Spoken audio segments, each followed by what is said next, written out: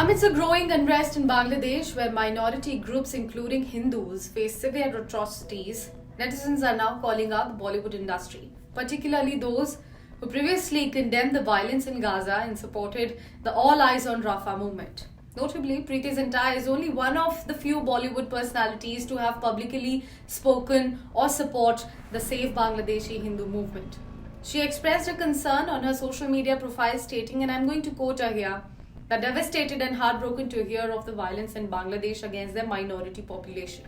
People killed, families displaced, women violated, and places of worship being vandalized and burnt. Hope the new government takes appropriate steps in stopping the violence and protecting its people. My thoughts and prayers for everyone facing hardship. Hashtag Save Bangladeshi Hindus."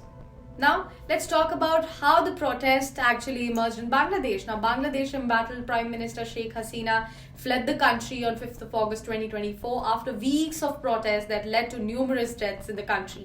The protest originated from long-standing discontent over a quota system that reserved 56% of government positions for various groups, including 30% for the descendants of freedom fighters back from 1971 War of Independence. This quota system posed a significant barrier to the country's youth, many of whom are unemployed and striving for civil service positions. Controversy grew as many of these jobs were reportedly given to supporters of the ruling Awami League party also. In response to the earlier student protests, Sheikh Hasina abolished the quota system in 2018. However, in June 2024 only, Bangladesh's High Court ruled this move illegal, reigniting these protests.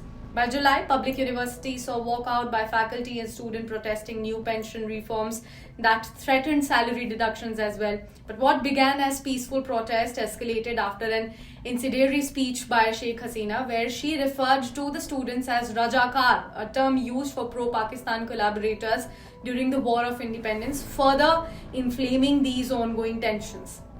Now, the most crucial question for the entertainment industry at this point of time is why the silence on issues which are directly impacting your country?